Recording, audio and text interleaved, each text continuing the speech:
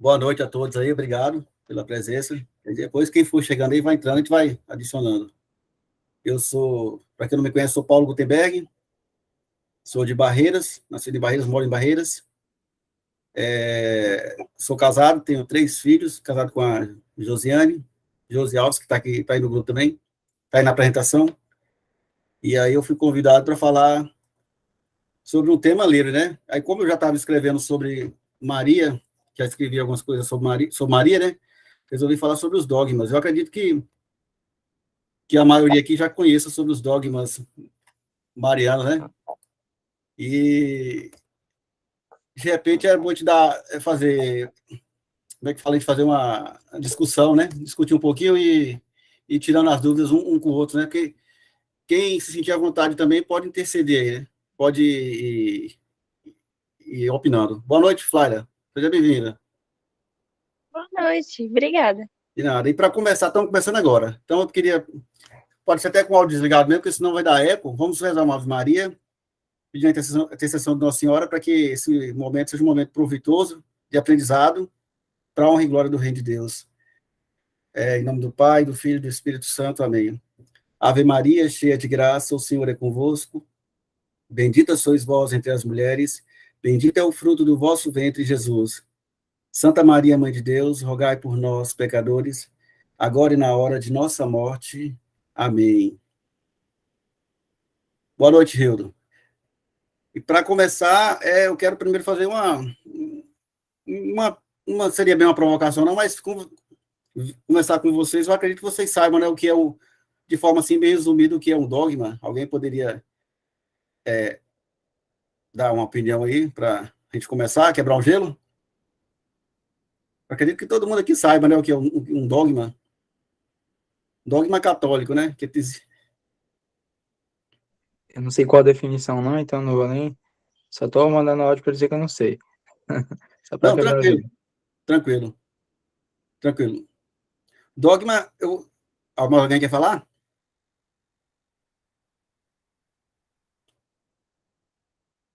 É o seguinte, dogma, eu vou falar aqui de forma resumida, então, porque é o que vai fazer parte da nossa apresentação. Espero que seja breve, né?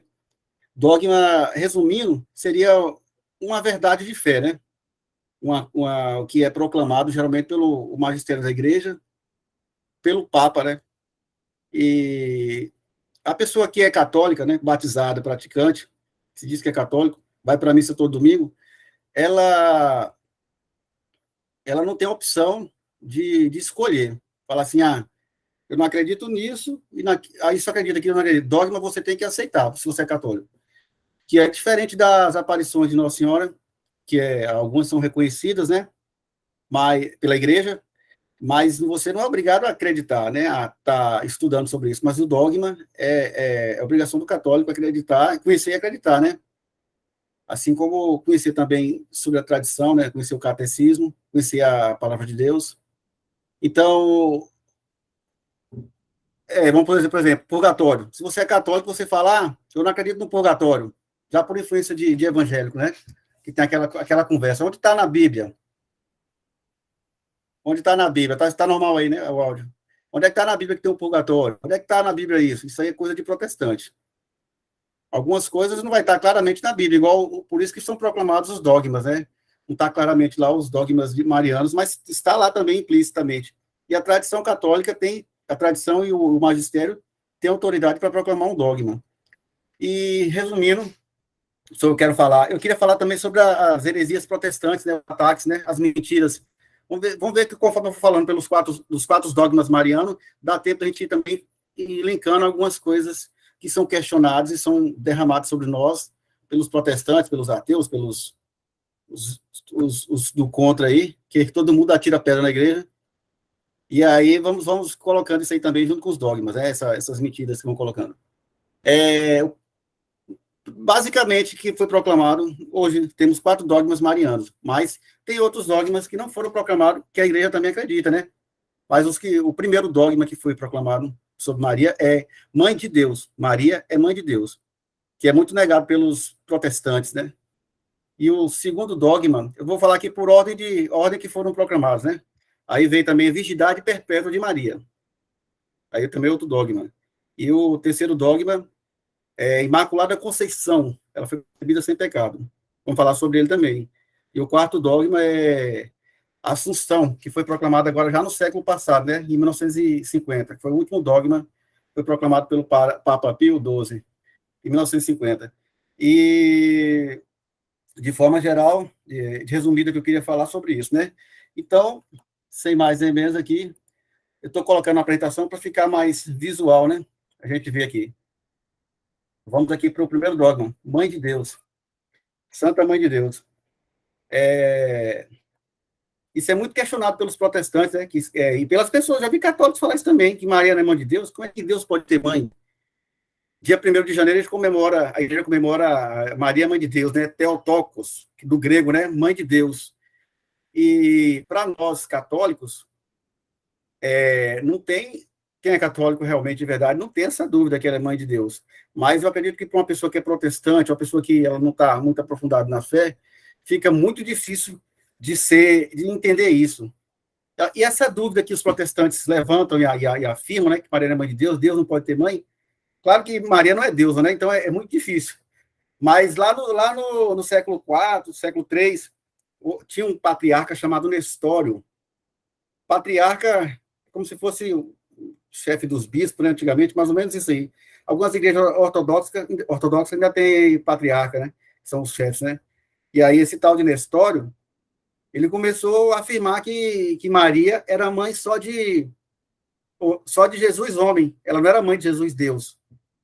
E aí se criou uma grande confusão nisso aí, né? No ano de 430, isso aí estava bem próximo lá de Jesus, né? Aí a igreja, foi o que a igreja fez. A igreja teve que reunir e fazer um concílio para não, porque é sempre isso, o magistério da igreja que define. Igual aconteceu lá no Atos Apóstolos, lá sobre algumas dúvidas, Pedro reuniu lá em Jerusalém e bateu o martelo. Então sempre tem um magistério para decidir, para não ficar aí solto, igual os protestantes são soltos. Se eu não concordo com a tal denominação, eu saio e vou para outra igreja. Ah, essa igreja não pode usar saia, pode usar calça. Ah, eu vou para outra igreja. É assim, os protestantes estão assim, vai com o vento, vai para onde for, conforme sua vontade. E aí a igreja reuniu o magistério lá em Éfeso, né? Que é a cidade onde Maria foi, depois que ele saiu de Jerusalém, quando Jesus foi crucificado. E lá em João 19, Jesus fala para João: eis aí a sua mãe, eis aí seu filho, mulher, eis aí seu filho. Aí João, daquele dia em diante, levou Maria para morar com ele. E aí, depois que eles foram expulsos de Jerusalém por causa da perseguição, ela foi morar em Éfeso, lá, que hoje fica na Turquia, né? Éfeso. E lá foi feito esse concílio. Tem concílio de Éfeso, talvez em homenagem à mãe de Deus que morou lá, né? E aí foi decidido que Jesus Cristo, que ela realmente é mãe de Deus. E conforme essa heresia desse Nestório, ele dividia Cristo em dois. E Cristo é um só. O Cristo homem, o Cristo Deus é um só. Não tem essa diferença que existe um Deus, existe um homem. Ele é um só. E ele se encarnou no ventre de Maria. Ele quis precisar de Maria para a salvação. É por isso que muitos os santos, inclusive Santo Agostinho, chama Maria de corredentora, né? Ela fez parte da nossa salvação. O sim dela, igual tem uma música que fala, todo o céu esperava pelo seu sim, né? Quando o anjo apareceu. Ela não era obrigada, mas ela deu, o sim dela foi que fez que o verbo encarnado, que o verbo se encarnasse e habitasse entre nós, né? Igual está lá em João 1. Nesse dogma foi definido o seguinte, que Maria ela é mãe de Jesus, que é Deus e que é homem. E humanamente a gente vai querer separar as coisas e vai falar, mas não tem como cabimento, não tem como. Um exemplo que eu gosto de dar é o seguinte: nós, as mulheres aqui, elas têm, quem tiver filho ou vier a ter filho, ela vai ter um filho, esse filho veio de Deus, quem é que cria a alma é Deus. Mas a gente não questiona se a pessoa é mãe não, ela não é mãe, ela é mãe só do corpo. Não, ela é mãe daquela pessoa. É a mesma coisa, que Jesus é um só. E ele subiu o seu corpo glorioso lá para a glória de Deus, depois que ele ressuscitou no terceiro dia. O concílio de Éfeso, em 431, ele proclamou: a Virgem Maria é Santa Mãe de Deus. Ela é a Santa Mãe de Deus. Bateu o martelo. Theotokos, Mãe de Deus, do grego, né? Para fechar esse tema, Isabel, quando ela ouviu a saudação de Maria, lá em Lucas, no capítulo 1, aí ela ficou cheia do Espírito Santo. E a criança que estava no ventre dela se tremeu de alegria, né? Se estremeceu de alegria. E aí ela falou: de onde me vem a honra de vir a mãe do meu Senhor? Então ela falou cheia do Espírito Santo, ela estava inspirada pelo Espírito Santo. A mãe do meu Senhor. Para os judeus, para aquele povo ali, o povo de Israel ali, Senhor, Adonai, só era usado para Deus, para Deus. Ou então, em casos raros assim, a mulher se direcionava ao marido também, né, em respeito. Mas era basicamente para Deus. Então, se ela falar mãe do meu Senhor, a mãe de Deus, ela mesma, cheia do Espírito Santo, declarou isso. Alguns protestantes afirmam aí que Jesus tinha outros irmãos. Depois eu vou entrar nesse assunto mais detalhado.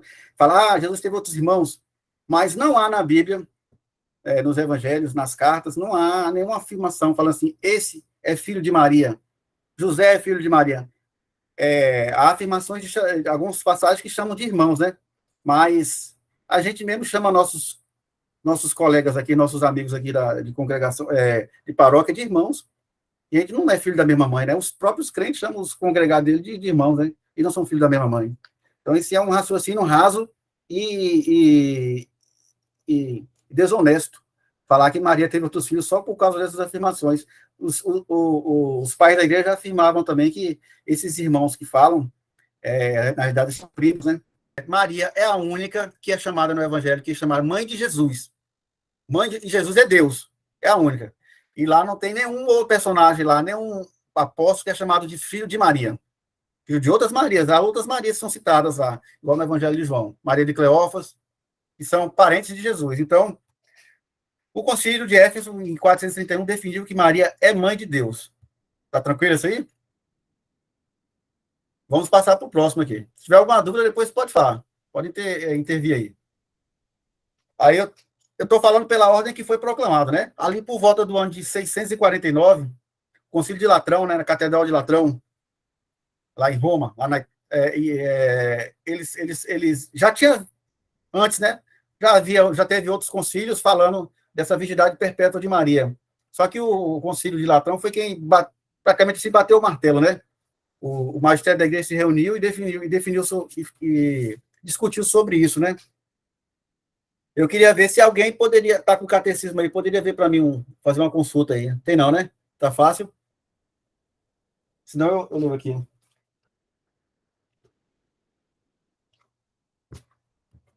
Tem não, né? Então eu vou ler aqui rapidinho aqui, ó. O parágrafo 495. Aqui já estão falando da virgindade perpétua de Maria. 496. Desde as primeiras formulações da fé, a Igreja confessou que Jesus foi concebido exclusivamente pelo poder do Espírito Santo no seio da Virgem Maria, afirmando também o aspecto corporal deste evento. Jesus foi concebido do Espírito Santo sem sêmen. Os padres veem na conceição virginal o sinal de que foi verdadeiramente o Filho de Deus, que veio numa humanidade como a nossa. Assim diz Santo Inácio de Antioquia: estais firmemente convencido acerca do nosso Senhor, que é verdadeiramente da raça de Davi, segundo a carne, filho de Deus, segundo a vontade do poder de Deus, verdadeiramente nascido de uma virgem. Ele foi verdadeiramente pregado à cruz, por nós, na sua carne, sob Pôncio Pilatos. Ele sofreu verdadeiramente assim. Então, aqui, Santo Inácio afirma, né, que ela veio de uma virgem. Há uma afirmação lá de um santo da igreja, Santo Cirilo, né? Ele faz uma comparação muito, muito clara, que explica bastante a questão da virgindade de Maria. Ele fala que a luz, ela atravessa o vidro e não quebra, não interfere nada no vidro, ele continua sendo vidro. Ele fala, dessa mesma forma foi o nascimento de Jesus.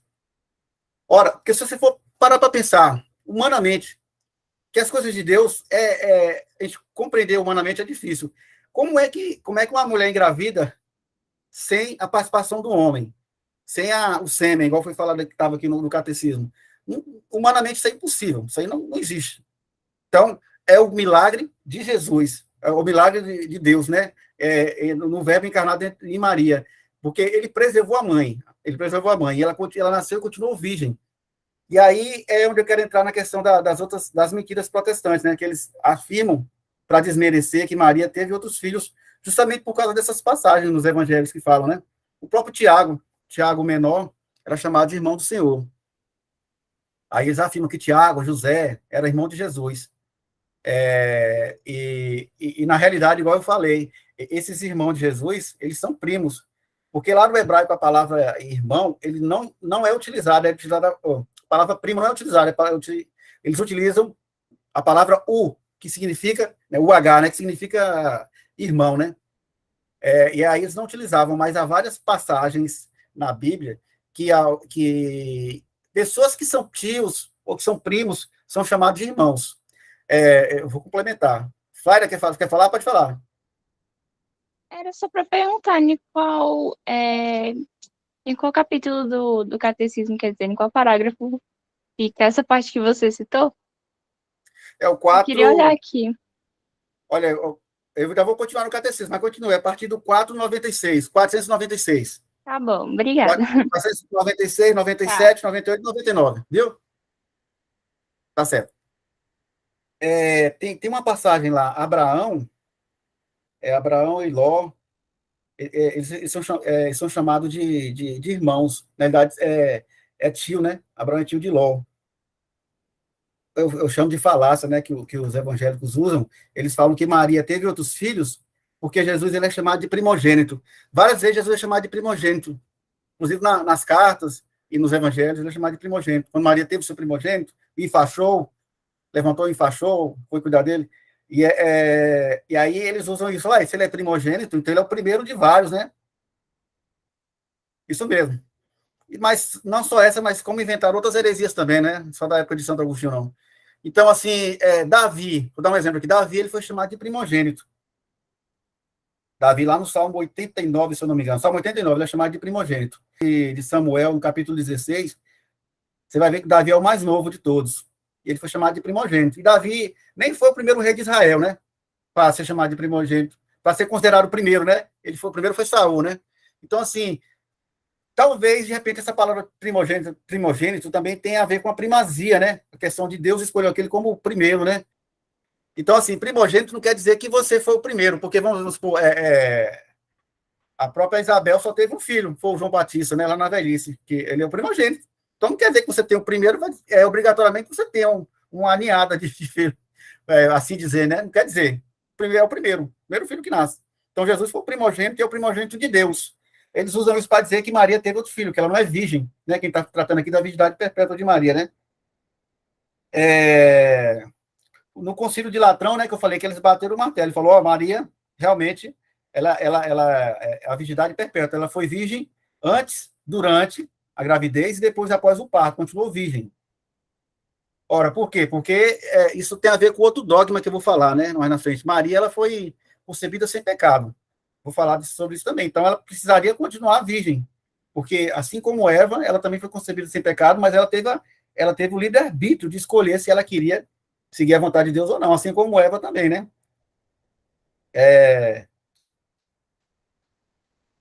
Eu falei de São Cirilo, né? O Santo Agostinho também fala uma coisa interessante aqui, ó. No seio virginal de Maria, nem antes, nem depois, nenhum ser mortal foi concebido. Isso aqui ele falou lá no século IV. Então, o Santo Agostinho, ele estava muito mais próximo do que a gente, estamos aqui no ano 2000 e tanto. Ele falou que nenhuma pessoa, a não ser Jesus, esteve no seio de Maria. Então, isso comprova que ela não teve outros filhos, né? A gente reza sempre a Virgem Maria, sempre desde o primeiro século, sempre rezaram a Virgem Maria, né? Eu queria ver se alguém queria ler para mim aí o catecismo aí, o 499, pode ser você, Flávia? É curtinho aqui, uma parte curta. Qual? Para a gente concluir. 499, o catecismo.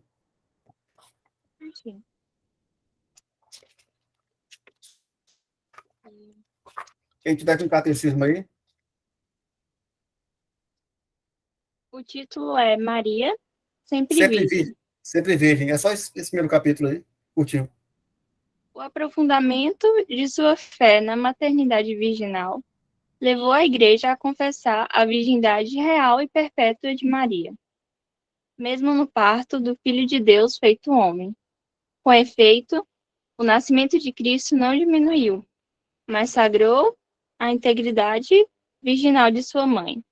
A liturgia da Igreja celebra Maria como a, a, par, É o a partenos sempre virgem. Aepartenos, sempre virgem. Aepartenos, sempre virgem, do grego. Obrigado. Obrigado, Fábio. Então, para confirmar, então, Maria sempre continuou virgem, porque onde o Verbo encarnado, onde Jesus esteve, não tem como outro pecador, porque nós já nascemos com o pecado original, né, que vem de Adão e Eva. Por isso que temos que batizar as crianças. Então, a gente já nasce com essa culpa, né? E Maria foi preservada dessa culpa, conforme a gente vai falar no próximo tópico, né? Eu falei antes aí, né? Primeiro dogma mariano, maternidade divina, Santa Maria, Mãe de Deus, que já se rezava desde o primeiro século, e agora a virgindade perpétua de Maria. Para mim, vou passar para o próximo, porque aqui também eu estou falando de forma resumida, né? O próximo é o que teve duas aparições marianas que falou sobre, que confirmou esse dogma, né? Imaculada Conceição, né? Maria concebida sem pecado, ela foi concebida sem a mancha do pecado original, que é o que eu estou falando aqui, né? Que todos nós temos, que vem de Adão e Eva. E ela foi preservada desse pecado. Então, Aí, pode falar, Jonathan. então ela não tinha essa tendência para o pecado que nós temos, né, no caso. Justamente, com concupiscência, né? Que é a inclinação para as coisas do pecado. Mas justamente porque ela foi preservada. Mas isso não quer dizer que ela foi predestinada para isso, né? Porque, igual eu falei de Eva e Adão, eles não tinham pecado. Eles nasceram também sem pecado. Deus criou eles ali. E aí eles que optaram por pecar. E aí isso manchou toda a humanidade com esse pecado original.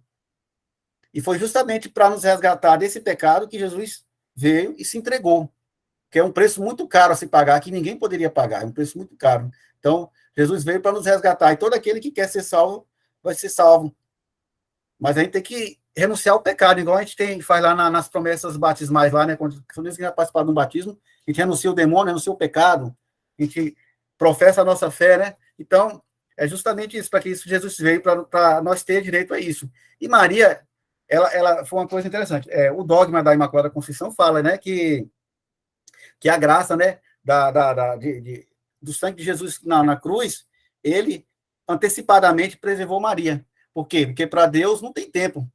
Foi a própria salvação de Jesus, na morte e na cruz, que preservou Maria do pecado. Por quê? Porque Jesus não poderia nascer no ventre de uma pessoa pecadora.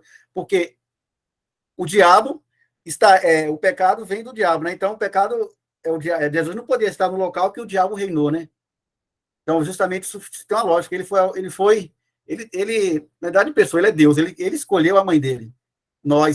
Ninguém de nós tem a oportunidade de escolher a mãe. Eu sei que a gente ama nossas mães, mas não tem esse poder de escolher. Então, para isso, tinha que ser uma pessoa preparada, mas ela teria que aceitar. Ela correu muitos riscos em aceitar, era muito perigoso ela aceitar, mas ela aceitou. Então, esse dogma aí da Imaculada Conceição, ele foi proclamado no dia 8 de dezembro de 1854, pelo Papa Pio IX. Pio IX. Aí ele fala aqui, igual eu tinha falado antes, eu tinha dito antes, né? Pelos méritos do sacrifício de Cristo na cruz e pelo seu sangue, a sua mãe foi preservada e concebida sem pecado original. Isso aqui é o texto que está no texto, na bula Inefabilis Deus, que foi da proclamação do dogma Imaculada Conceição, que a igreja já acreditava desde os primeiros séculos. Aí o Papa só oficializou essa verdade de fé, né? Igual, resumindo aqui, para quem não estava no início, dogma é uma verdade de fé proclamada pela igreja, pelo Papa, que todo católico não tem essa opção de falar, eu não acredito nisso, não acredito naquele. É obrigação do católico acreditar. Igual a existência do inferno, a existência do do purgatório, a Santíssima Trindade, tudo isso é dogma de fé. Então, eu não tenho essa opção de falar, eu não acredito no inferno, eu não acredito nisso, não acredito que Maria foi concebida sem pecado. Isso é um dogma de fé. Então, não tem opção da gente falar assim que não acredita, né? Aí fala assim, todos os pecados, todas as pessoas pecaram, como está lá no Novo Testamento. Mas a exceção. Os evangélicos usam esse texto para falar assim, todos pecaram. Por que Maria não pecou? Maria é uma mulher qualquer, uma mulher comum. Eles falam isso. Mas há exceção. Por exemplo, Paulo fala, só se morre uma só vez. E realmente, não tem encarnação, só se morre uma vez. Mas teve pessoas que morreram 2 vezes, né? Como o caso do Lázaro, a filha lá do soldado, a Talita, ela morreu 2 vezes, Jesus ressuscitou.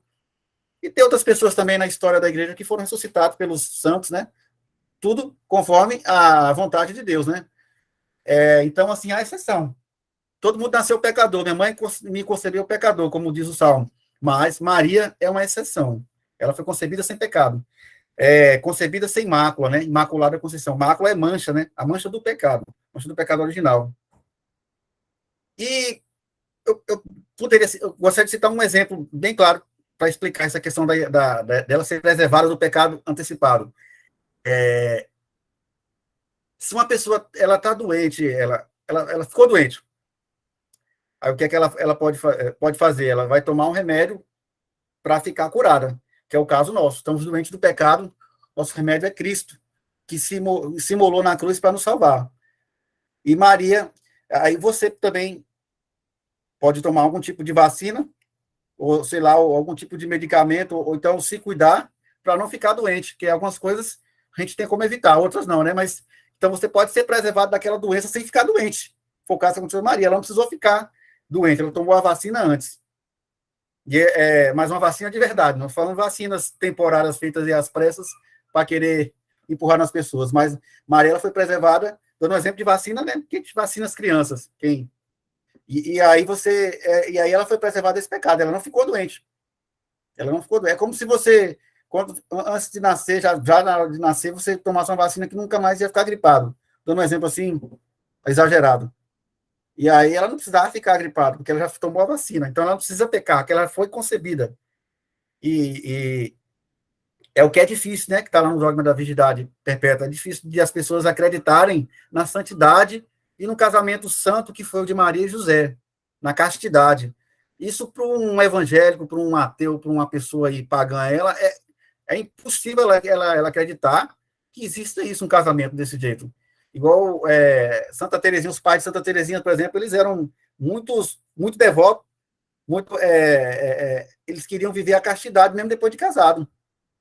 Aí o padre lá, o diretor espiritual lá, aconselhou eles, não, vocês têm que ter filhos para Deus. Vocês não podem, vocês casaram, sua vocação é o matrimônio, a família. Então eles queriam viver um casamento igual de Maria e José, mas ali é um casamento diferenciado. Se a gente casou, a gente é para ter filhos, né? E aí eles começaram a ter filhos. Filhas, praticamente todas foram para o convento. Nada mais, nada menos, a mais novinha, Santa Teresinha, né? A doutora da igreja, a doutora das missões, que ficou no Carmelo e viveu só até 24 anos. Que estava falando esse dia no grupo sobre ela, né? Então, assim, a castidade é possível. Viver sim. É possível, não. A gente tem que viver a castidade, mas no casamento, nesse sentido de Jesus, Maria e José, ela foi possível porque Maria, ela não poderia pecar. Então, para o evangélico, é difícil ele acreditar nisso. Não, como é que ela casou com José e depois não teve outros filhos? Não tem cabimento disso. Olha lá, os filhos dela, lá, os irmãos de Jesus. Então, ela foi preservada do pecado e ela continuou sem essa mancha do pecado, porque a carne dela é a carne de Jesus, o sangue dela é o sangue de Jesus. Que as pessoas gostam de ficar muito aí, o sangue de Jesus tem poder. E de quem é o sangue de Jesus? O sangue de Jesus é de Maria, não é? É o sangue de Nossa Senhora. Ele só tem o DNA da mãe ali. Ele não tem pai. O pai é aqui terrestre, né? O pai é Deus. Jesus é a terceira pessoa, é a segunda pessoa da Santíssima Trindade, né? Correto? E colaborando com esse dogma, eu queria falar, em 1830, apareceu lá para Santa Catarina, né? Lá em Paris, aquela da Medalha Milagrosa, Aí Nossa Senhora apareceu para ela e mandou ela fazer aquela medalha, e na medalha estava escrito, né? Aquela jaculatória, ó Maria concebida sem pecado, rogai por nós que recorremos a vós. Isso aí, 24 anos antes do dogma ser proclamado, que foi em 1854, proclamado pelo Pio IX, né, o Papa.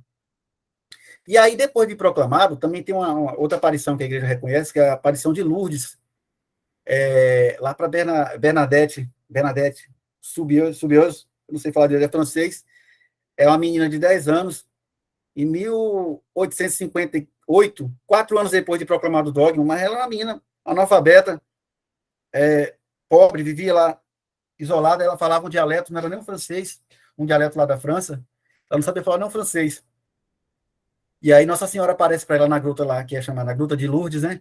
Aí ela fala para o padre que quer uma capela ali, para ela falar para o padre que quer uma capela ali, Nossa Senhora pede. Aí o padre não acredita, o padre vai e volta, vai lá, pergunta quem é essa mulher mesmo. Eles desconfiavam que era Maria, mas ela não falou que era Maria, ela falou Je suis Immaculée Conception, né? Sou a Imaculada Conceição. E essa menina, você pode ter certeza, se você perguntar para qualquer católico aí sobre esse dogma, a maioria dos católicos, 90%, não vai saber. Então, ela não sabia, não tinha informação, não tinha internet, ela não tinha como ela saber que esse dogma foi proclamado. E, na verdade, ela não sabia nem pronunciar a palavra, que era francês, ela falava um dialeto. E ela saiu até repetindo. Eu sou a Imaculada Conceição, eu sou a Imaculada Conceição, até chegar no padre lá e falar. Ela disse assim, eu sou a Imaculada Conceição. O padre caiu de joelho e falou, mas não tem como essa menina saber que Nossa Senhora Imaculada Conceição, que foi um dogma recente proclamado. Então, essa aparição de 58, aquela de 1830, confirmou esse dogma também, né? O dogma da Imaculada Conceição. E o pecado não poderia reinar de forma alguma, nenhum momento no ventre daquela mulher que iria receber Jesus, o Deus, o Verbo encarnado. Resumindo, Maria foi concebida sem pecado para gerar Jesus, mas ela não foi obrigada a fazer isso, ela foi escolha dela. Tipo assim, algumas pessoas falaram que ela nasceu para aquilo, foi predestinada. Não existe isso. Existe o livre-arbítrio. Deus não nos obriga a nada. Então, ela aceitou o sim dela, graças ao sim dela, a gente é merecedor, não é merecedor, a gente tem direito a acesso à salvação que Cristo nos concedeu com sua morte, né? Alguém quer fazer alguma pergunta? Tranquilo até agora? Beleza, então eu vou passar para o próximo aqui, depois a gente tira algumas dúvidas e vê a questão dos protestantes. Pronto, esse dogma aqui é recente, foi proclamado agora no século passado, né? Século XX, em 1950. Assunção de Maria. Um dos mistérios que a gente reza, né, no texto glorioso, né, o quarto mistério do glorioso, Assunção de Maria. No ano de 1950, o Papa Pio XII, né, lá 100 anos atrás, em 1854, o Papa Pio IX proclamou a Imaculada Conceição. E agora, em 1950, o Papa Pio XII proclamou a Assunção de Maria. Ele publicou a bula papal lá no dia 1º de novembro de 1950, dia de Todos os Santos. Acho que ele escolheu não foi à toa que ele escolheu esse dia, né?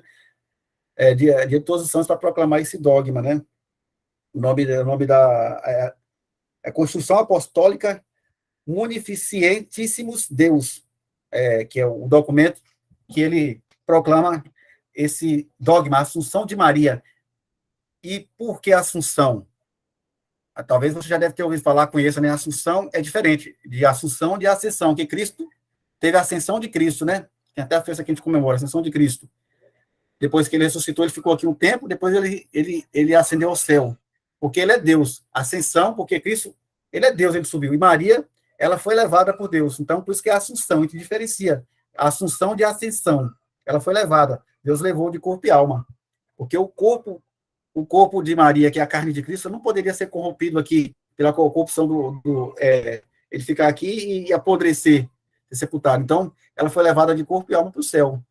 É esse que é o dogma da Assunção, não é a alma, foi o corpo, Maria, o corpo todo foi para o céu. E tem uma história que falam, isso da Bíblia, né?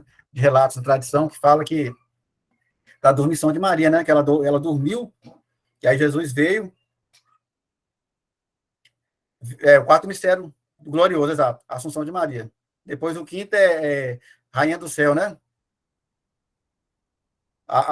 E aí ela dormiu, Jesus veio e levou ela nos braços para o céu. E contam que os apóstolos estavam presentes, com exceção de Tomé. E todos os 11, né? 10, né? Tomé, 11 com Tomé, que Judas não estava, mas Judas se bandeou. E aí contam que ela esperou eles chegarem, todos chegarem, e aí ela dormiu. Eles falam que é tipo uma dormição. E tem o túmulo de Maria em Éfeso, se não me engano, também em Jerusalém, tem 2 túmulos. Mas é uma coisa simbólica. Não tem ninguém enterrado lá. Até porque, igual o Dom Henrique Soares, Dom Henrique Falcão, que fala, ele fala assim, no dia que achar o corpo de Maria, eu deixo de ser católico. E realmente faz sentido, porque a igreja está dizendo que Maria está no céu, então é dogma de fé, a gente acredita. E se comprovar que o corpo dela está aqui, então tudo é mentira. Né? Igual o Paulo fala, se Cristo não tivesse morrido, vão seguir a nossa fé. A mesma coisa. Então o corpo de Maria não está aqui. Foi levado ao céu. Aí o dogma, ele tem um texto que ele fala, né? Ele detalha um pouquinho aqui, ele fala, depois de haver, mais uma vez, elevado a Deus nossas súplicas e invocado as luzes do Espírito Santo, pronunciamos, declaramos e definimos que foi revelado por Deus, que é a Imaculada Mãe de Deus e sempre virgem, terminando o curso da sua vida terrestre, foi levada à glória celeste em corpo e alma. A Santa Mãe de Deus, ele fala aqui, ele cita os 3 dogmas anteriores, né? Ele fala Imaculada, Mãe de Deus e sempre virgem, né? Ela foi elevada ao céu de corpo e alma, né? Isso é o dogma da Assunção de Maria. No caso de Jesus Cristo, ele foi levado só a alma, né? Não, repita para mim de novo aí, Sátila. No caso de Jesus, é a ascensão, porque subiu só o Espírito, né? Não. Jesus já subiu de corpo e alma. Ele ressuscitou depois do 3º dia, e aí ele apareceu para os apóstolos. Ele ficou aqui mais uns 40 dias aqui na Terra, aparecendo para eles, e aí teve a ascensão dele, que ele subiu. Aí depois de 50 dias, contando, né, no dia que ele ressuscitou, aí veio o Espírito Santo, que ele falou que ia mandar, né, que é Pentecostes. Ele subiu de corpo e alma. Está lá no Evangelho, no final do Evangelho de João, está no Atos dos Apóstolos. Jesus está nos Evangelhos. A diferença de ascensão e assunção é o que mesmo? Não, a diferença é porque Jesus é Deus, ele subiu por vontade própria. E Maria é igual a gente, nós somos humanos, a gente não pode, por nossa própria vontade, falar, eu vou para o céu, eu vou subir de corpo. Não, Maria foi levada, por isso que é a Assunção, ela foi levada, foi assunta, foi levada. E a Ascensão, ele subiu. É diferente, entendi. porque ele é Deus, entendeu? Uhum, ele é Deus, ele foi, é a Ascensão de Jesus, igual a gente contempla no Mistério Glorioso, né? No segundo Mistério Glorioso. A primeira ressurreição, a segunda, a ascensão de Jesus. Aí vem a vinda do Espírito Santo, aí depois vem a Assunção de Maria, tá vendo? É a Assunção. A Assunção é justamente porque ela foi levada. Jesus levou. Entendeu? Entendi. Ficou claro, né? Ela foi levada para a glória celeste, né? A Santa Mãe de Deus. Então, eu acredito que resumidamente, que eu falei de forma resumida, seria esse. Eu acho que dá para entender, dá para captar, e depois a gente pode pesquisar mais, e essa aula vai ficar gravada também, né? Os 4 dogmas marianos, que são importantes, que é verdade de fé, a gente não pode duvidar. Não tem questionamento, que isso é questionamento de protestante, e protestante não tem base nenhuma. Protestante, ele vive solto, né? Ele não tem base nenhuma para questionar os dogmas da Santa Igreja, porque ele só tem Bíblia por causa da Igreja, né? Para eles interpretarem conforme eles entendem. Então, o magistério da Igreja é que interpreta essas coisas, que interpreta e as revelações de Deus. Lá no Evangelho de João, Jesus fala que, não é Jesus, lá está escrito no final, no finalzinho, no último capítulo, fala assim que Jesus fez muito mais coisas que está nesse livro. Se fosse escrito, não ia caber no mundo dos livros das coisas que ele fez. E Jesus fala também que eu vou enviar o Espírito, o Paráclito, o intercessor, para vos explicar essas coisas, porque, você entende, até a morte de Jesus ali, eles não estavam entendendo nada. Até ele aparecer para eles, não estava entendendo nada, assim. Ficou 3 anos com Jesus, tanto que você viu aí, né? Judas traiu, Pedro negou ele, e os outros tudo correram, fugiram quando pegaram Jesus, e só ficou o João, né? O mais novinho. Eu acredito que era o mais novo de todos, era o João, o discípulo amado, né? E aí eles não estavam entendendo. Jesus falou: vou mandar o Espírito para vos explicar e para vos ensinar outras coisas. Está no Evangelho. Então, assim, não está tudo na Bíblia. A própria Bíblia, ela não fala o que é que tem que estar na Bíblia, né? Então, isso é coisa de evangélico. Fala assim, onde é que está na Bíblia? Se a gente, como nós, como católico, entrar nessa discussão, a gente já começa perdendo se a gente for entrar nessa. A gente tem várias explicações, tem bíblicas para as perguntas deles, mas quando eles fazem essas perguntas tendenciosas, onde é que está na Bíblia que Maria está no céu? Onde é que está na Bíblia que Maria é mãe de Deus? Onde é que está na Bíblia isso? Isso aí são perguntas tendenciosas, maliciosas, para nos pegar. E o que eu quero falar aqui, para concluir a questão da Maria no céu, tem, lá no Apocalipse, no final do capítulo 11 de Apocalipse, lá fala que João viu a arca da aliança no céu. Eu não sei, eu acredito, se eu não me engano, foi a partir do século XIV, eu não tenho certeza. Que foi dividido em versículos e capítulos. Não tinha essa divisão de versículo e capítulo a Bíblia. Foi para facilitar. Mas até certo tempo não tinha. E aí, o final do capítulo 11 de Apocalipse, ele tá ligado com o início do capítulo 12 de Apocalipse. Aquele texto. Então, apareceu no céu um sinal, uma mulher vestida de sol, né, a lua debaixo dos seus pés, né, uma coroa de 12 estrelas sobre a cabeça.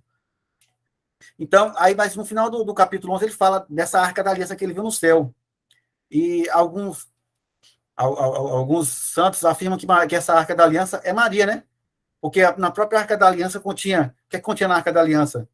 É a palavra de Deus, é o cajado de Arão, né, que é o sacerdote, e o maná, que é o pão do céu. Jesus é o quê? A palavra de Deus. Jesus é o sacerdote, é o verdadeiro sacerdote, como está lá na carta aos Hebreus, e Jesus é o pão vivo de Deus do céu. Jesus é o pão da vida, quem comer desse pão não morrerá, né? Quem tomar beber desse sangue também. Ele é o pão vivo do céu. Então, é isso que continha na arca da aliança. Que, segundo a Bíblia lá, Jeremias escondeu essa arca para não ser profanada, e ela nunca mais vai ser vista. Ela sumiu. Hoje, tem umas seitas aí, tem umas seitas evangélicas que eu já vi, eles fazem réplica da arca da aliança, né? A nova arca da aliança é Maria, né? Que Jesus é o que realmente importa. A gente não pode... Você pega os protestantes, eles estão muito apegados às coisas do Antigo Testamento. O Antigo Testamento é importante, mas Jesus veio para renovar muita coisa. E aí, nesse capítulo 12 de Apocalipse, fala dessa mulher. Que essa mulher que apareceu no céu, ela teve uma criança, que essa criança ia reinar com cetro de ferro. Vou falar no Salmo, essa criança é Jesus. Aí ele foi levado para junto do pai dele. E aí o dragão que ficou no meio da praia lá, ele queria devorar essa criança, mas não conseguiu. Aí ele começou a vomitar um rio de calúnias contra a mulher e os filhos dela. Quem são os filhos da mulher? Somos nós, a igreja. Essas 12 estrelas simbolizam a igreja, né? O povo de Israel, as 12 tribos, a igreja. E por isso, é aí que eu quero linkar nessa questão das calúnias contra a mulher. Por isso que eles têm esse tanto ódio de Maria, e contra nós, católicos, também. Eu conheço muitas pessoas evangélicas que quando tem filhos, você pode reparar, o nome é só o nome do Antigo Testamento. É Esther, é Judite, é Ruth, é Raquel, é Sara. Não está errado colocar, mas eles desprezam totalmente a mulher mais importante da Bíblia, que é Maria, a mãe de Deus, com medo de que colocar o nome dela está idolatrando Maria, está colocando ela no posto do lugar de Deus. E não é isso que acontece com nós católicos. É a maior veneração pela mãe de Deus, que venerar, diferente do que eles falam, venerar, se você conversar com o evangélico, ele vai dizer que venerar é adorar. Inclusive, tem algum dicionário que tem adorar, mas venerar tem outro significado também. O significado nosso venerar é honrar. E o próprio Jesus falou para honrar pai e mãe. E aí eles pegam isso ao pé perseguindo Maria. Então, eu acredito que a maioria das pessoas estejam também enganadas, né? Elas não estão agindo em nome de Deus quando começa a perseguir a mãe de Deus. Uma vez eu perguntei para uma pessoa que ela é evangélica, aí a filha dela ia ter um neném, uma menina, aí eu não sei por que eu perguntei, alguém estava falando alguma coisa de Maria, eu perguntei, o nome da neném é Maria? Falou, a mulher fez uma cara tão feia, falou, Maria? Maria? Tipo assim, oxe, ué, qual é o problema? Mãe de Deus. Então, assim, pode botar Esté, pode botar Judite, Raquel, tem o que for lá, mas Maria, eles não vão colocar, porque eles têm ódio. E quem é que tem ódio de Maria? É o dragão do Apocalipse que começou a perseguir Maria, começou a perseguir os filhos dela. Aí ele fala no Apocalipse 12, fala que esse dragão é a mesma serpente que está lá no Gênesis, capítulo 3, versículo 15, que ele fala assim, a serpente que induziu Eva e Adão a pecar, a comer do fruto proibido. E aí Deus fala que colocará uma inimizade entre você e a mulher, a serpente. E lá no Apocalipse fala que essa serpente é o dragão, que é o diabo, que foi o que desceu lá do céu e arrastou uma terça parte das estrelas e jogou na terra. Que é isso aí, que são os demônios que estão aí para nos perseguir, para nos desviar do nosso caminho, né, da salvação. E aí eles usam esse texto de mulher. Eu já saí da parte do dogma, viu? Eu estou só para complementar falando das mentiras protestantes. Ver se eu consigo falar um pouquinho. Linkando com Maria. E aí eles usam a palavra de Deus, igual o diabo fez, para tentar Jesus, para colocar Jesus ao erro, lá quando ele ficou 40 dias jejuando e orando no deserto. Aí depois, quando ele acabou esses 40 dias, o diabo veio tentar ele e citou o Salmo para falar, não está escrito que se você pular aqui, os anjos vão vir, você não tropeçar. Aí eles usam a palavra de Deus, e a mesma coisa são os evangélicos. Eles usam a palavra de Deus para nos colocar o erro. Eles falam, Jesus chama Maria de mulher. Eu vou linkar com a mesma coisa que eu estava falando antes aí do Apocalipse. Mulher. Ele chama ela de mulher. Lá no João capítulo 2, nas bodas de Caná, ele chama ela de mulher. A medianeira, que também poderia ser um dogma, né? Medianeira de todas as graças, Maria. Quem sabe um dia seja proclamado um dogma, esse dogma também, né? Pela igreja. Então, ela vai lá e pede Jesus. Não era a hora dele se revelar, ele fazer um milagre público. Aí ele pede, faltou o vinho, ela teve compaixão, porque realmente é uma vergonha. As pessoas vão ficar envergonhadas ali, porque não teve condição de deixou faltar o vinho, que é a alegria da festa. Aí Jesus fala, mulher, o que é que eu tenho, o que é que nós temos? Foi o que nós combinamos, não é minha hora. Aí eles usam isso para falar que Jesus desfez de Maria. É o próprio Jesus que fala, honrar pai e mãe. Você acha que Jesus não honrar a mãe dele? Você acha que ele está... Então, assim, aí o diabo pega as coisas de Deus, a palavra de Deus, para distorcer e nos colocar ao erro, nós católicos. Então, o maior objetivo dos protestantes é tirar os católicos da igreja. Eu sei porque eu já convivi com evangélicos, já morei em casa de evangélicos, pastores, meus parentes, e foi o pior período da minha vida.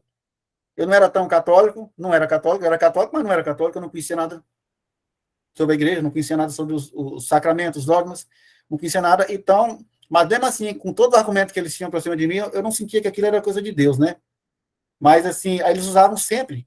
Aí chegava ao ponto deles pegarem a Bíblia católica e falar, aqui, ó, tá aqui na sua Bíblia, aqui, ó, pode fazer imagem, distorcendo o texto bíblico.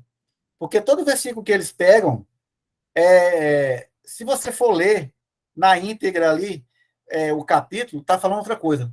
Você pode ter certeza. E a questão de mulher que eles falam, eu já vi um pastor falando isso. Ele chama de mulher, a mulher, porque ela é uma pessoa qualquer, uma mulher qualquer. E aí, por que Jesus chama Maria de mulher? Inclusive lá no capítulo 19 de João, quando Jesus está na cruz, ele fala mulher, ele não fala mãe. Mulher, eis aí o seu filho. Ele está dando filho. Você vê que não fala o nome de João, ele fala o discípulo amado. O discípulo amado somos nós. Então ele está dando uma mãe para todos nós. É a mãe da humanidade, mãe de todos. Ela é mãe até das pessoas que não acreditam nela, né? E aí, por que Jesus chama Maria de mulher? Porque ela é a mulher lá do Apocalipse, a mulher do Gênesis. A mulher que veio, a nova Eva, para nos redimir, né? Jesus é o novo Adão e Maria é a nova Eva, para participar desse plano da salvação. E aí eles usam isso distorcendo, que é igual as coisas que eu falei dos irmãos. E pegando um pouquinho da idolatria, lá no capítulo 20 de Êxodo, né? Capítulo 20 é o que eles mais usam. Êxodo, tem também lá em em Números, Êxodo 20, capítulo 20, versículo 4. Eles falam assim, não construirá imagem para você de tudo que há debaixo da terra, debaixo do mar, nas estrelas, mas como se fosse o primeiro mandamento, amar a Deus sobre todas as coisas, e não terá outros deuses ídolos diante de ti. Ele não está falando, ele não está associando imagem, que não possa fazer imagem, mas não possa ter imagem de ídolos. O próprio Paulo fala na carta aos Efésios que a verdadeira idolatria é a ganância e a cobiça. Se não me engano, no capítulo 6, lá de Éfeso e também Gálatas. Ele fala que a idolatria a própria idolatria é a ganância pelas coisas materiais, que é o que mais as pessoas têm hoje em dia, independente de ela ser evangélica ou não, essa ganância por ganhar dinheiro, por ter dinheiro. Isso é verdadeira idolatria. Tudo aquilo que você coloca no lugar de Deus é idolatria. E Deus, em momento algum, ele proíbe de fazer imagens. Porque, igual eu falei da Arca da Aliança, a própria Arca da Aliança, ela tem se você for lá em Hebreus, ele fala como é que ela foi construída, mas lá no Antigo Testamento, ele fala, descreve a Arca da Aliança. E ela tem 2 anjos por cima. Se você colocar na internet, tem réplica da Arca da Aliança, você vai ver como é que é. Tem 2 querubins, 2 anjos com as mãos estendidas sobre a asa. Aquilo ali é nada mais que uma imagem, são imagens de anjos. Quando Deus mandou fazer lá o templo, Salomão fazer o templo, está lá em Reis, ele manda fazer várias imagens, inclusive anjos grandes dentro do templo. O templo não existe porque foi destruído, né? Mas o templo tinha imagens. A própria serpente de bronze, né, que prefigura Cristo, que foi levantada no deserto, para que toda pessoa que fosse picado pela serpente seria curado. Aquilo ali prefigura Cristo, igual está em João capítulo 3, 15. Mas a imagem, de forma alguma, não é proibido. Isso aqui quem está fazendo é a transmissão de imagem. Fotografia, imagem, tudo é imagem. Então, o que é proibido é a idolatria. Eles pegam esse trecho e distorcem, e às vezes até mudam. Eu tenho algumas bíblias evangélicas aqui, a João Ferreira de Almeida, e tem outras aí, elas realmente são diferentes. Você compara um texto com o outro, a tradução é uma tradução muito pobre, e nas partes que fala de Maria é muito tendencioso, diferenciado. E as próprias notas também são tendenciosas. Então, a gente tem que ter muito cuidado com isso, até para a gente orientar, mas não para entrar em embate. Eu não aconselho ninguém a entrar em embate, em discussão com um protestante, a não ser que não tenha tenha jeito nenhum, mas o bom é você estar preparado, porque toda vez que eles perguntam alguma coisa para você, eu sei porque minha tia falava que ela é protestante, já foi católica, uma má católica, porque ela falava para mim, eu era católica, eu adorava Maria, então ela nunca foi católica. Pergunta para ela, você conhece algum sacramento? Ela não sabe nem o que é sacramento. O que é o batismo? Não pode batizar, porque o batismo para eles é o batismo de João Batista, né? Que é o batismo de arrependimento. Eles falam que criança não se arrepende. O batismo que a gente faz é o batismo que Jesus mandou os apóstolos fazer, para receber o Espírito Santo e nos redimir do pecado original. E aí ela fala que foi católica eu fazia isso, eu fazia aquilo, não sabia nem rezar o texto. Então, assim, esses católicos, a pessoa que vira protestante, ela, de fato, ela nunca foi católica. Porque você negar Cristo, a Eucaristia, para ir comer lá um banquete, lá, um lanche lá no meio da calçada, você largar um banquete, vai comer um lanche lá, um lanche qualquer lá, frio, que é a ceia dele lá, que eles chamam Santa Ceia, que não tem nada a ver com a consagração, com a transubstanciação que é Cristo na hóstia. Então, é totalmente assim descabível você achar que é a mesma coisa. Eu não entro em embate, não, já entrei com alguns, mas não é aconselhável, não. Mas a gente tem que estar preparado para defender a nossa fé, né? Igual na carta de Pedro fala, está expondo para defender a razão da sua fé, na carta de Pedro. Então, A idolatria que você diz é sobre o quê? É objetos materiais, dinheiro, essas coisas? Como?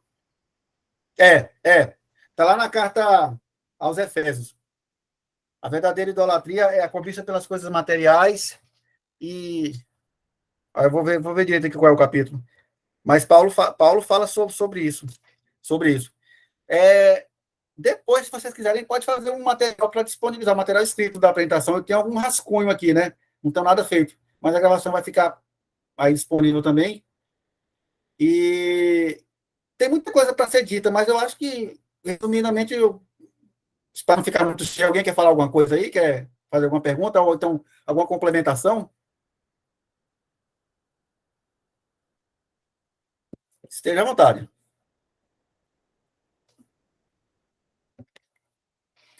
Pode repetir de novo essa parte aí da idolatria com veneração e tal. A veneração e a adoração seria, Idolatria. né? Porque Veneração e idolatria. então, existe o culto de latria e o culto de idolia. Idolia é veneração. E latria é adoração. O culto de latria, a adoração só pode ser dispensada a Deus. E veneração aos santos, a Maria. Aí há essa confusão. Porque eles falam que venerar, os evangelhos falam que venerar é a mesma coisa que adorar. Né? Que a gente venera os santos. Respeita. Os santos são setas que apontam para Cristo. O próprio Paulo falou: sede meus imitadores, assim como eu sou de Cristo. Então, Paulo está errado. Ele deveria ter falado assim: não, sede imitadores de Cristo. Não sede meus imitadores, não. Então, os santos são modelos aqui na Terra, são setas a ser seguidas. O Cristo, ele poderia ter descido aqui na cabeça de cada um aqui, falado: ele é Deus. Olha, eu sou Deus e pronto. Não precisava de apóstolo, não precisava de Maria, não precisava de ninguém para anunciar a verdade dele. Aparecia aqui para todo mundo instantaneamente, todo mundo via. E pronto. Mas ele quis precisar dos apóstolos. Ele quis que fosse assim. Ele fundou a igreja. Ele quis que fosse anunciado assim. A sucessão apostólica. Então, e essas pessoas que deram a vida, e até hoje tem, que essas pessoas são anônimas. Mas, assim, ainda existe. Não pode dizer que o mundo está perdido, senão o mundo já tinha perdido. Se não fosse os santos aqui, né, na Terra, e a própria missa, né? Porque é igual lá no Antigo Testamento que Abraão pergunta para Deus, né? Pergunta várias vezes: se houvesse 30 pessoas lá na cidade, Sodoma, você destruía a cidade? Se houvesse 20, se houvesse uma, não destruiria. Então, assim, eu acredito que é por causa disso que Deus nunca destruiu a terra, apesar da terra o pecado está cada vez mais disseminado como uma coisa boa, né? A coisa errada está sendo como boa e a boa está sendo como certa. Mas é por isso que a terra nunca foi destruída ainda, né? Talvez não completou a multidão de santos ainda, que Deus precisa para adorar lá no céu. Não é que ele precisa, que ele quer, né? Então, voltando à questão da veneração, os santos são setas que apontam para Deus. O exemplo de vida, né? De viver o evangelho na prática. Então, é um modelo, sim, próximo. Cristo quis contar com isso, né? Os mais humildes, como São Francisco de Assis, que é o nome do centro, ele era uma pessoa muito humilde, que largou tudo. Então, é considerado um dos maiores santos da igreja também. E você vê no exemplo de vida dele um exemplo nosso. Eu convido qualquer evangélico aí, qualquer protestante que existe nesse mundo aí, que se falam que estão salvos, a comparar o exemplo de vida de qualquer santo, o São Francisco, que a pessoa, se ela conhecer realmente a vida do santo, ela vai ter vergonha da vida dela, a vida de pecado que ela vive, se achando salva, fora dos sacramentos da igreja, né? Jesus nos deixou aí. Então, a questão da idolatria, ela tá ligada às coisas que você coloca no lugar de Deus também. Não é só a ídolos, não. Tudo que você coloca no lugar de Deus, porque o primeiro mandamento é amar Deus sobre todas as coisas, né? Então, Deus, tudo tem que vir acima de Deus, senão você está praticando idolatria. Inclusive, o domingo, né? E os dias de preceitos, dias santos, são dias para você ir para a missa e cumprir o rito lá, né, conforme a festividade. Não para a pessoa ir farrear, eu vou para a chácara, eu vou para onde. É isso que é amar a Deus, não é você idolatrar a diversão, o hedonismo, o prazer, que é o que está muito mais em voga hoje, é você ser feliz, é você viver aquilo. Inclusive, tem padres que pregam sobre isso, né? Você vai ser feliz, vai fazer o que você quiser, e depois Deus é bom, todo mundo vai para o céu. E não é assim, as coisas não são assim, né? Deus tem que vir em primeiro lugar. E todos os pecados que a gente comete aí contra os mandamentos são pecados graves, né? Os 10 mandamentos, que precisa da confissão, do arrependimento, para ser redimido. E aí, então, meus irmãos, é o seguinte: muito cuidado com os evangélicos, muito cuidado mesmo. Se você tiver alguém na família, não entra nessa discussão, não, que eles começam a mandar aqueles cardzinhos, mandar aqueles vídeos, para provocar você, né? Não é isso que você é católico mesmo. Mas, no mais, era isso que eu queria falar. Vocês estejam à vontade aí. Já passou do horário, né? Tem 1 hora, né, que eu estou aqui falando. E tem outros temas para falar, né, sobre a Eucaristia, sobre... Bem interessante de se falar, né? Tem na Bíblia também sobre isso, e tem relatos dos pais da igreja, né, da patrística, que eles falam sobre a intercessão dos santos, as orações aos santos, as orações que estão escritas lá nos túmulos dos santos, lá em Roma, ora por nós, Pedro ora por nós. Então, assim, tudo isso aí seria tema para uma outra oportunidade, se tiver, né? Para mim, foi um prazer estar aqui com vocês aqui, porque eu, eu gosto muito de estudar sobre a nossa fé, não sei muita coisa, mas eu procuro estudar aquilo que a igreja ensina, porque eu falando um pouco de mim aqui, eu já fui um católico protestante também, que é o que mais tem dentro da igreja. Aquela pessoa que ela acha, não, Deus é bom. A gente sabe, ninguém é criança, a gente sabe que não pode isso, não pode aquilo, mas, Deus é bom, a gente esquece. A gente não sabe nem o que é confessar, não sabe mais nem o que é pecado, e está indo para a fila da comunhão. Então, eu já fui esse católico, e eu vejo muitas pessoas assim, eu convivi muito tempo assim, não teve ninguém para me alertar, mas eu fico pensando também que talvez a gente também tem que tomar cuidado, a gente não pode chegar, a gente tem que alertar o irmão, mas tem que saber como falar, a gente não pode chegar e apontar o dedo. A gente vai pelo menos mostrando, né, com o nosso exemplo. Acho que o exemplo de vida nosso é o maior exemplo é o maior ensinamento que a gente pode dar, mais do que a palavra, né, do que falar. Isso, Dani, tem vários vídeos mesmo, tem vários vídeos de protestantes que se converteram também através da patrística, através de alguma revelação pessoal com Nossa Senhora. Valeu, obrigado. Eu tentei ser um pouco mais claro, espero que tenha entendido, viu? E aí, a Daniela falou, tem vários exemplos aí de pessoas que se converteram de evangélicos, e eu acho que está tendo a tendência de as pessoas realmente conhecer a verdade, porque quando eu era mais novo, eu acreditava o Deus era um só, que estava tudo bem, que os evangélicos era quem conhecia a Bíblia, mas a partir do momento que eu fui viver, passei um tempo com os parentes meus evangélicos, eu fui ver que eles não liam a Bíblia, não. Você conversa, uma pessoa ou outra que estuda ali, eles saíam com a Bíblia, eles saíam com a Bíblia debaixo do braço, acho que até hoje ele nem sai mais, né? Era mais para ostentar. Valeu, Marcelo. Para ostentar. Então, assim, eles saíam para mostrar, eu leio a Bíblia. E a gente de fora falava, olha, aquela pessoa, ela lê a Bíblia, olha, ela é uma pessoa que entende de Bíblia. Mas não, decora versículo. Elas levavam a Bíblia para o culto, que eu já fui também, forçado, que eu morava praticamente na igreja do meu tio, que era na garagem, e aí eles levavam a Bíblia, raramente, às vezes, nem lia, nem abria a Bíblia. Era só para ostentar, passar no meio da rua com a Bíblia, para dizer que eu lia a Bíblia. Só isso. E dissemina essa mentira que católico não lê a Bíblia, né? E a gente está aqui para provar o contrário, né? A gente tem que ler. E se você for para a missa,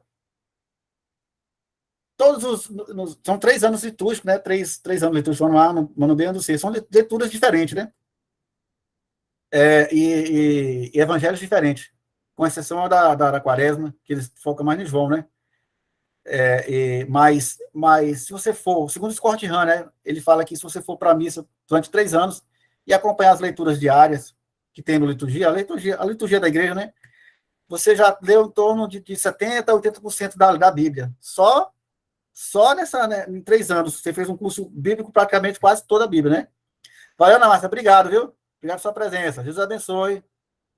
Obrigado. Tá deixando. Obrigado. E aí é o seguinte, católico lê sim, e a fé vem do ouvir, né?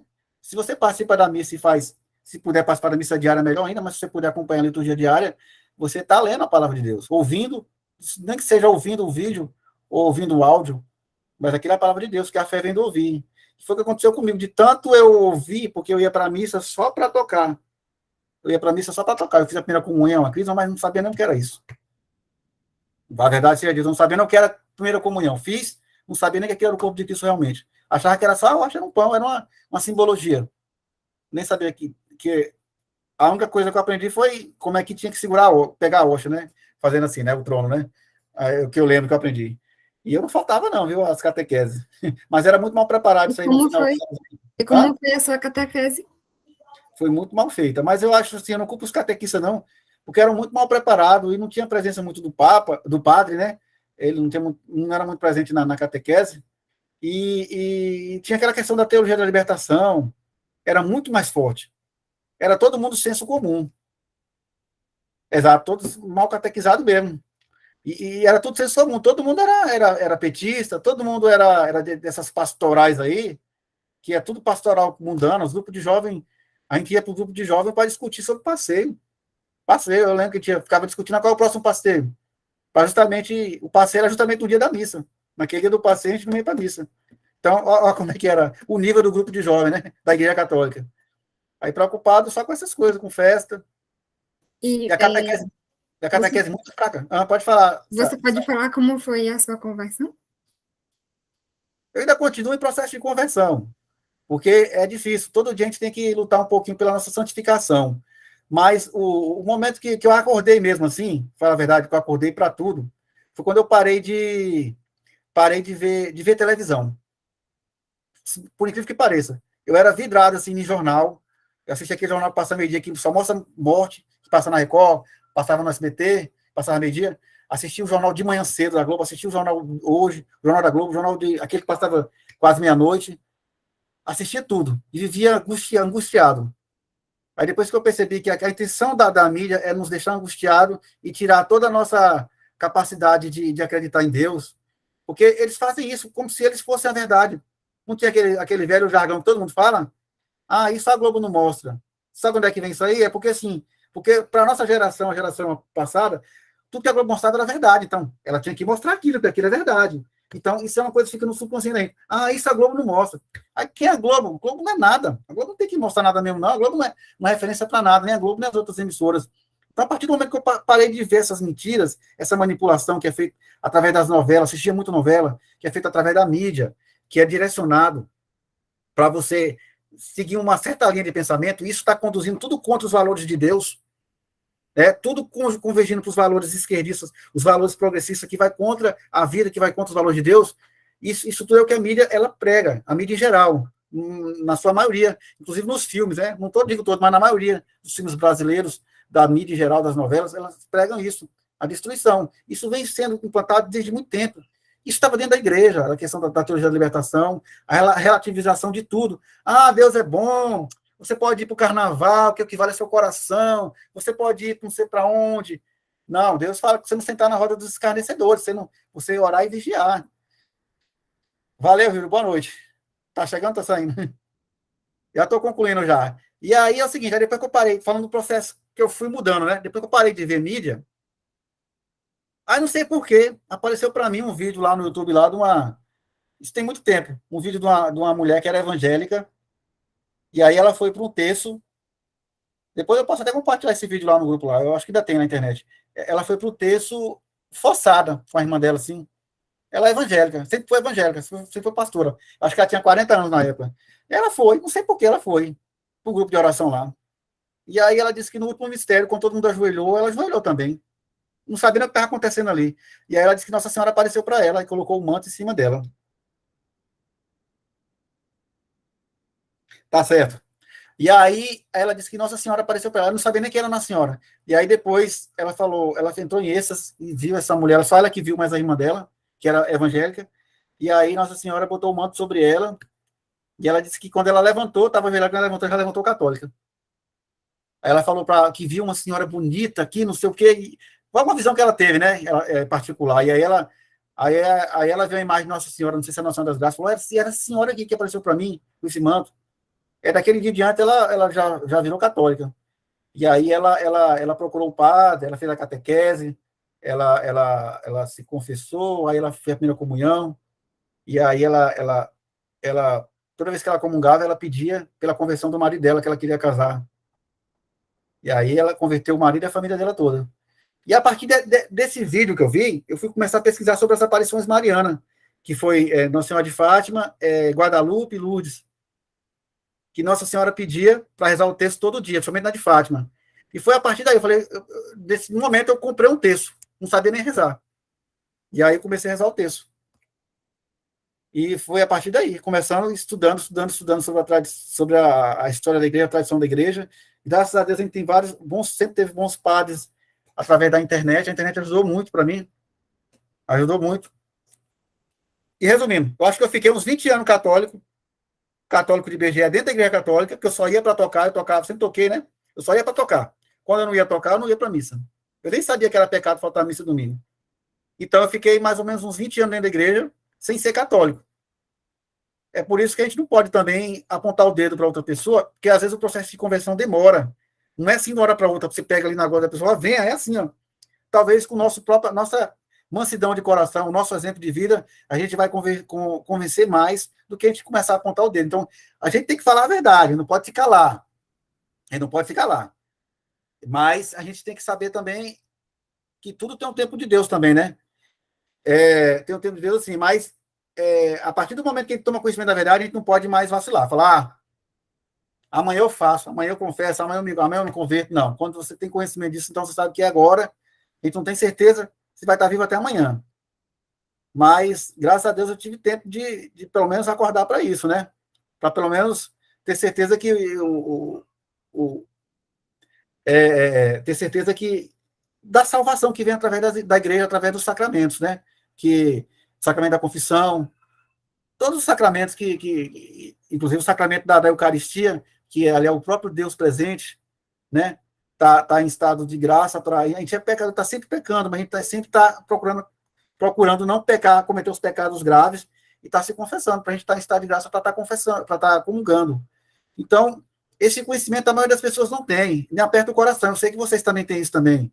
Às vezes você chega na igreja e fala, você vê a pessoa que mora junto, a pessoa que tem um namorado e dorme com o namorado, a pessoa que está vivendo traindo, você vê isso, aí, e a pessoa vai para a fila de comunhão, a pessoa que vive na homossexualidade, ela é homossexual, mas vive o pecado. Não é pecado a pessoa ser homossexual. Pecado é não viver a castidade, você sendo solteiro. Né? E o casamento é só entre homem e mulher, que é o que a igreja ensina. Então, assim, a gente vê isso na igreja, as pessoas se indo comungar. Eu sou ministro da Eucaristia. E no momento nenhum, eu não posso jogar uma pessoa. Eu não posso falar assim, eu não vou dar a comunhão para você, porque você está em pecado. Apesar de ter algumas preceitos de pecado público já só vou concluir. Mas assim, eu não posso negar, mas assim, a gente tem que mostrar o caminho para as pessoas, ter essa piedade com as pessoas, para ver se elas se convertem. Não obrigar a nossa própria opinião, mas talvez através do nosso exemplo, né? Que é a questão da música que eu sempre toquei. Então, eu sempre toquei de uma forma diferente, que era a forma que eu achava que missa tinha que ser animada, né? Tinha que ter bateria, tinha que ter baixo. E hoje eu já penso diferente, estudando os documentos da igreja, que a missa não é assim. A missa é a celebração e a atualização do sacrifício de Cristo na cruz.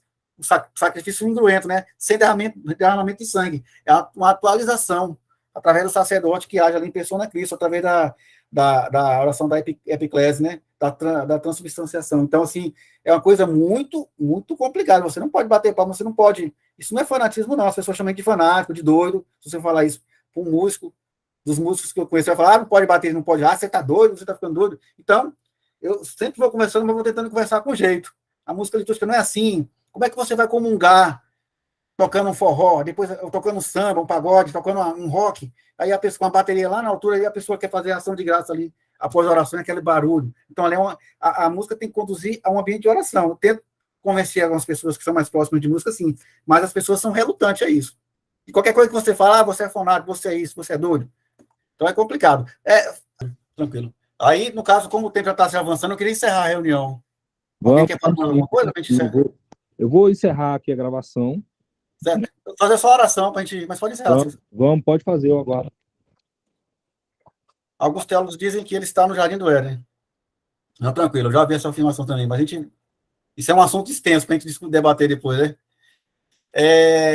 Eu quero finalizar isso aqui, agradecer ao nosso Senhor Jesus Cristo por esse momento de estar aqui com vocês, estudando, partilhando, fui pego um pouco de surpresa, mas para mim é um prazer, viu, Raul? Eu agradeço pelo convite.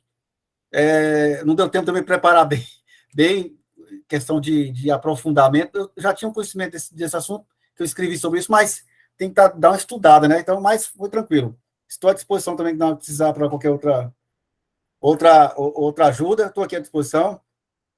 Quero agradecer ao nosso Senhor Jesus Cristo por esse dia, pela saúde, pela proteção, pedir proteção e paz a todos nós aqui, que nos dê o caminho da santidade, que nos indique o caminho da santidade, e de Jesus Cristo, para fazer sempre a vontade de Deus. Ave Maria, cheia de graça, o Senhor é convosco, bendita sois vós entre as mulheres, bendito é o fruto do vosso ventre, Jesus. Santa Maria, Mãe de Deus, rogai por nós, pecadores, agora e na hora de nossa morte. Amém. Rogai por nós, Santa Mãe de Deus, para que sejamos dignos das promessas de Cristo. Glória ao Pai, ao Filho e ao Espírito Santo. Amém. Estivemos reunidos aqui, em nome do Pai, do Filho e do Espírito Santo. Não tem nenhum sacerdote, né, para dar a bênção, então vamos finalizar. Agradeço a todos, agradeço muito de coração. Obrigado, viu, Max, Hugo, Raul, todos que estiveram aqui presentes aqui, Dani, todo mundo que teve. Abraço, estou à disposição. Qualquer coisa que puder ajudar, estou à disposição. Estou lá no grupo São Francisco. Beleza? Boa noite, abraço a todos. Sensacional. Parabéns aí pela Boa aula. noite. Boa Valeu. noite, fiquem com Deus. Boa noite, valeu. Boa noite. Valeu, boa noite. Eu declaro que Jesus é o Senhor desta casa. Verdadeiramente. O inimigo tem medo de você. Valeu, boa noite. Parabéns aí, Paulo. Valeu, Jonathan.